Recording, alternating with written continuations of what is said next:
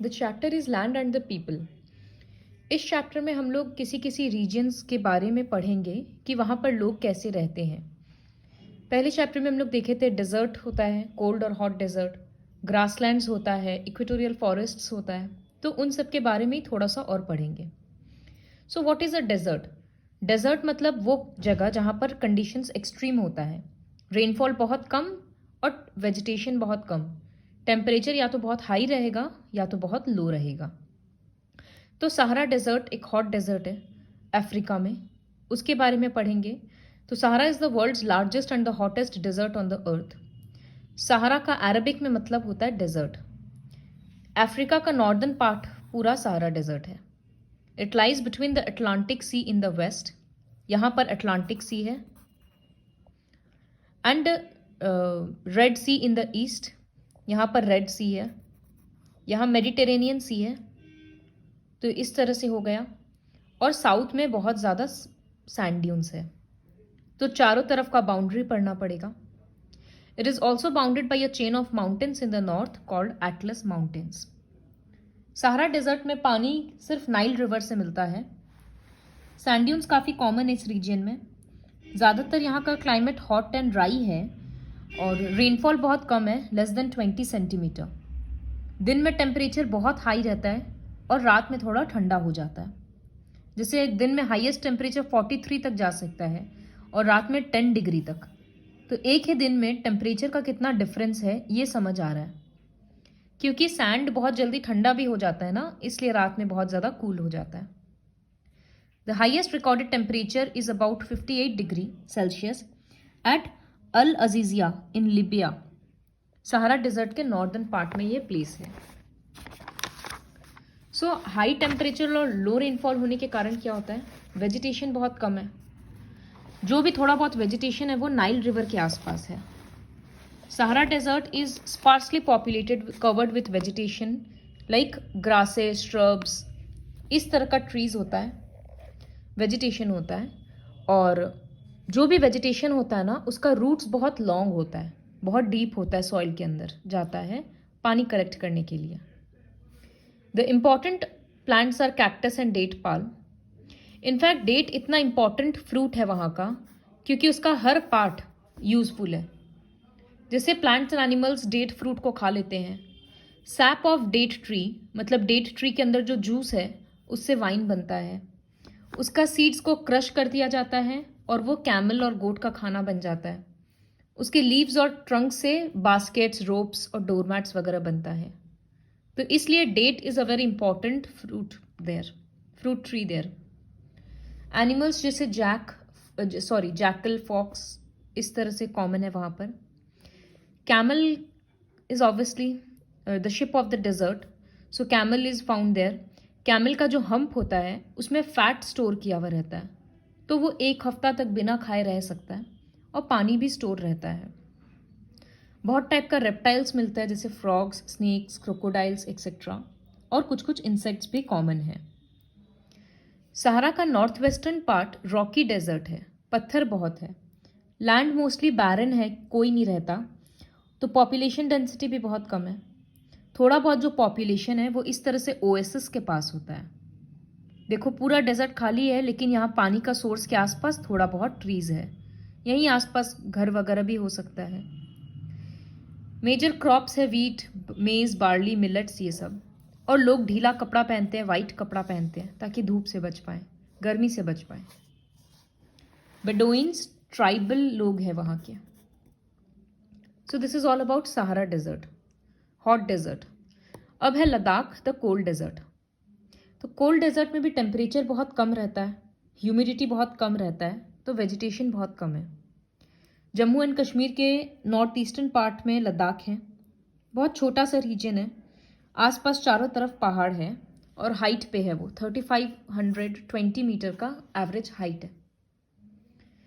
तो लद्दाख में ज़्यादातर बर्फ़ से ही ढका हुआ रहता है वो ज़्यादा मंथ्स के लिए।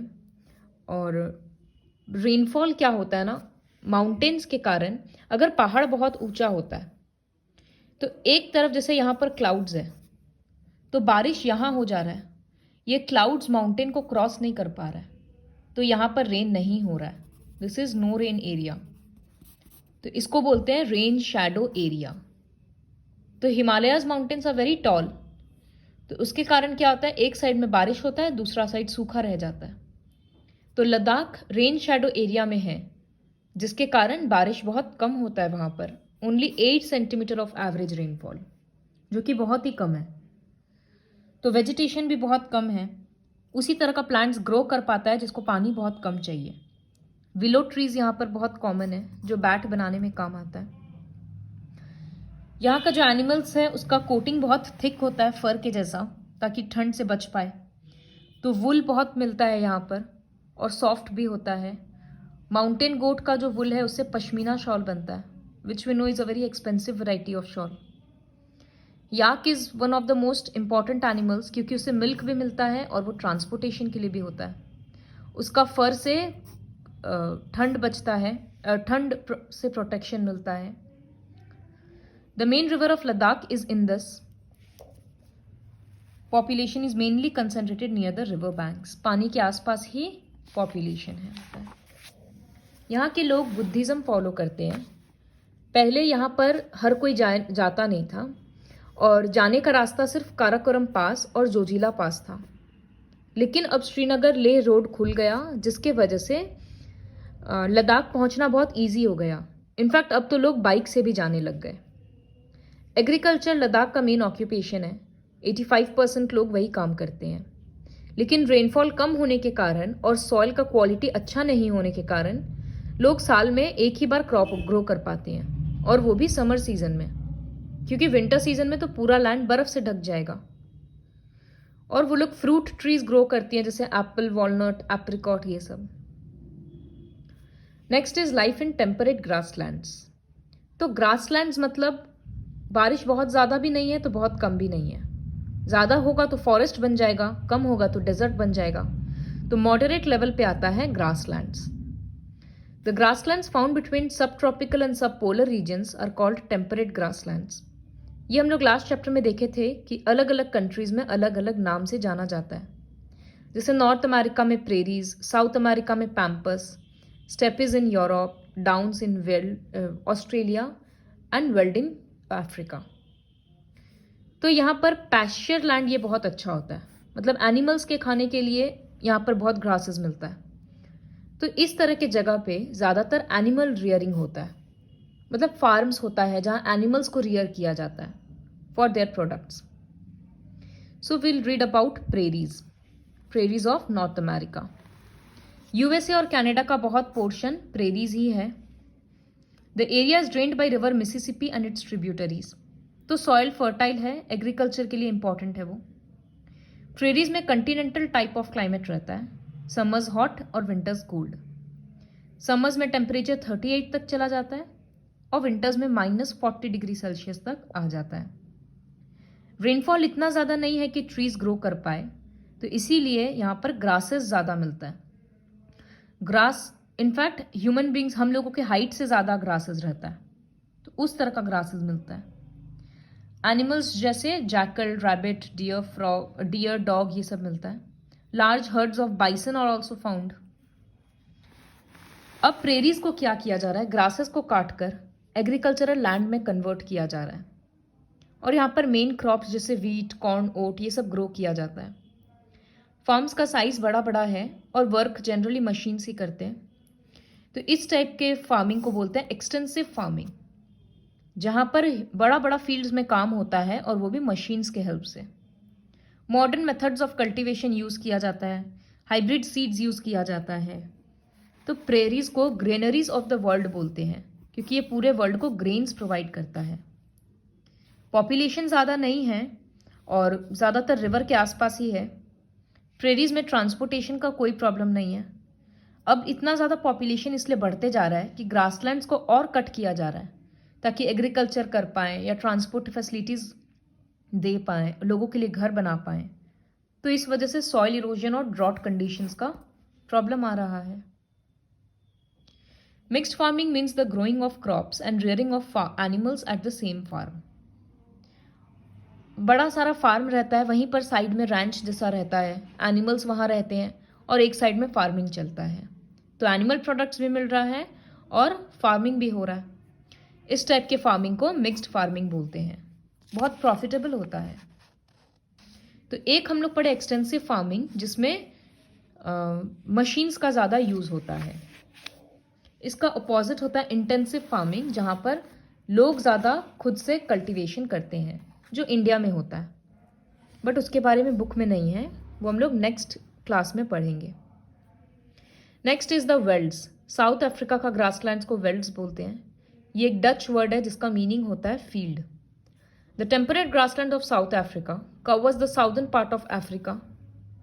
It lies between the Drakensberg plateau in the east और कालाहरी डेजर्ट के साथ ये रहा डार्कनबर्ग प्लेटू और यहाँ पर कालाहरी डेजर्ट, उन दोनों के बीच में है वेल्ड्स।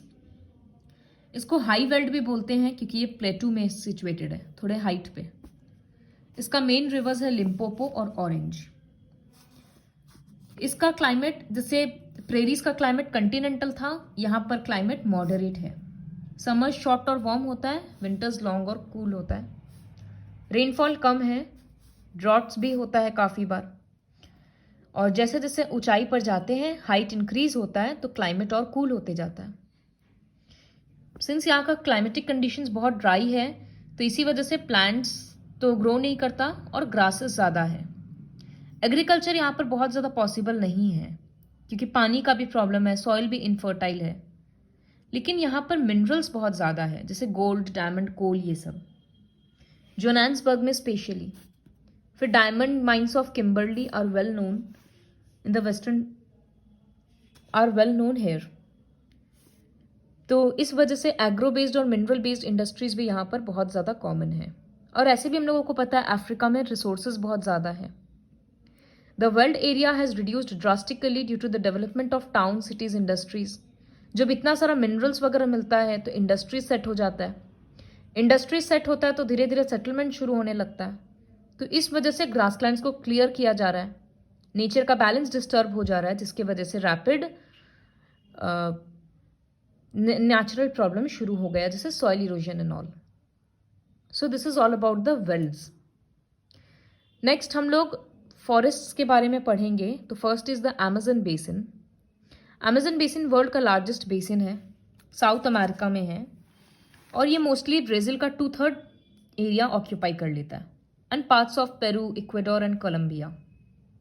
ये वर्ल्ड का सबसे थिकेस्ट ट्रॉपिकल एवरग्रीन फॉरेस्ट है, सबसे डेंसेस्ट। और Amazon river is the second longest river in the world next to river Nile. लेकिन पानी ये नाइल से ज़्यादा कैरी करता है, तो इन टर्म्स ऑफ वॉल्यूम ये सबसे बिगेस्ट रिवर है। अमेजन का क्लाइमेट हॉट एंड ह्यूमिड है, बहुत रेनफॉल है और हाई टेम्परेचर है। इसी वजह से इक्वेटोरियल फॉरेस्ट है यहाँ पर। ट्रीज बहुत टॉल और बहुत थिक होता है। ऊपर ऊपर के लेयर को कैनोपी बोलते हैं, ये हम लोग साइंस में ऑलरेडी पढ़ चुके हैं। Below this there are 2 or more layers of foliage consisting of shrubs and bushes। ये सब हम लोग साइंस में पढ़े हैं कि कैनोपी के बाद कौन सा लेयर होता है। फॉरेस्ट इतना डेंस है, इतना ट्रीज है कि नीचे नीचे में तो सनलाइट पहुंच ही नहीं पाता है। यहाँ पर बहुत तरह का ट्रीज मिलता है, rubber tree, cinchona tree, Brazil नट, बहुत सारा। अमेजन बेसिन में वाइल्ड लाइफ भी इसलिए बहुत रिच है क्योंकि जितना प्लांट्स होगा उतना वाइल्ड लाइफ होगा। Most of the animals are arboreal, मतलब वो लोग ट्रीज में रहता है, जैसे एप्स, लेमूर्स। रेप्टाइल्स और एम्फीबियंस भी बहुत है, बहुत कलरफुल बर्ड्स, बटरफ्लाइज, सब कुछ मिलता है यहाँ पर। The most important food crop is manioc or cassava, और दूसरा क्रॉप्स जैसे कॉफ़ी, मेज, कोको, ब्राज़ील नट, ये सब कुछ मिलता है। जैसे जैसे लोग अमेजन की तरफ और ज़्यादा जा रहे हैं कि वहाँ के फॉरेस्ट से हम लोग प्रोडक्ट्स ले पाएँ कमर्शियली, तो अमेजन फॉरेस्ट को रैपिडली कट किया जा रहा है। तो इसकी वजह से बहुत प्रॉब्लम्स क्रिएट हो रहा है। Vast areas are being cut for setting up camp areas, lumbering camps and constructing roads. Lumbering मतलब पेड़ काटना, तो पेड़ काटा जा रहा है, लॉग्स चाहिए, इस वजह से रोड्स बनाया जा रहा है। इन सब के चक्कर में अमेजन फॉरेस्ट को कट किया जा रहा है। अमेजन फॉरेस्ट को लंग्स ऑफ द अर्थ बोलते हैं क्योंकि उससे इतना ऑक्सीजन मिलता है। तो steps should be taken to preserve that forest. Next is Ganga Brahmaputra basin. As we know, Ganga India का एक मेजर रिवर है और गंगा एंड ब्रह्मपुत्र मिलकर गंगा ब्रह्मपुत्र डेल्टा बनाता है। इसका मेजर पार्ट इंडिया और बांग्लादेश में है। It is the part of northern plains of the Indian सब कंटिनेंट। पहले हिमालयाज का सबसे लोअर पार्ट को शिवालिक बोलते हैं, शिवालिक के बाद नॉर्दर्न प्लेन्स। तो 3 main rivers Indus, Ganga and Brahmaputra जो भी अपना मिनरल्स लेकर आता है हिमालय से, वो सब कुछ नॉर्दर्न प्लेन्स में डिपॉजिट कर देता है। तो इसीलिए वहाँ का सॉइल बहुत फर्टाइल है एग्रीकल्चर के लिए। और धीरे धीरे जैसे दिखा रहा है यहाँ पर, सी ब्रह्मपुत्र, गंगा, ये सब इस तरह से बे ऑफ बंगाल में मिलता है, लेकिन उसके पहले जहाँ मिल रहा है तो वहाँ पर डेल्टा क्रिएट करता है। बहुत सारा स्टेट्स है जहाँ से गंगा क्रॉस करता है, जैसे हरियाणा, उत्तर प्रदेश, बिहार, वेस्ट बंगाल, इस तरह से। तो बहुत यहाँ का सॉइल पूरा फर्टाइल है क्योंकि वो अपने साथ मिनरल्स डिपॉजिट कर देता है। गंगा एंड ब्रह्मपुत्र का क्लाइमेट हॉट एंड ह्यूमिड है। रेनफॉल बहुत होता है, स्पेशली मानसून सीजन में। Average rainfall is 200 centimetre. यहाँ के फॉरेस्ट को ट्रॉपिकल डेसिडियस फॉरेस्ट बोलते हैं, लेकिन अब ये सबको वही है, सब चीज़ को फार्म लैंड में कन्वर्ट कर दिया जा रहा है। The lowest part of the Ganga delta is covered with mangrove forests. Lower part में बहुत ज़्यादा पानी है, कीचड़ है, मड, मार्शी लैंड है, तो वहाँ पर मैनग्रोव ट्रीज ग्रो करते हैं। और एक पर्टिकुलर स्पीसीज सुंदरी ट्रीज बहुत ज़्यादा है, तो इसीलिए उस एरिया का नाम हो गया सुंदरबन। गंगा ब्रह्मपुत्र डेल्टा में वाइल्ड एनिमल्स का बहुत wild animals are quite common there. 1 horn rhinoceros और रॉयल बंगाल टाइगर्स वहाँ पर मिलते हैं। तो वहाँ पर एक सेंचुरी है, Sundarban wild life sanctuary. Ganga Brahmaputra delta का ऑब्वियसली सॉइल बहुत फर्टाइल है, तो कल्टीवेशन के एग्रीकल्चर के लिए बहुत इंपॉर्टेंट है। एग्रीकल्चर में भी rice, wheat, sugarcane, jute, tea, ये सब जिसको वाटर बहुत ज़्यादा चाहिए। तो एग्रो बेस्ड इंडस्ट्रीज भी बहुत सारा है। तो जहाँ से गंगा क्रॉस करता है वो उसके आसपास का टाउन्स एंड सिटीज़ भी डेवलप्ड है, जैसे हरिद्वार, इलाहाबाद, वाराणसी, पटना, गुवाहाटी, ये सब। So this is all about land and the people, कि अलग अलग जगह का लैंड फॉर्म के बेसिस पे लोगों का लाइफ कैसा है।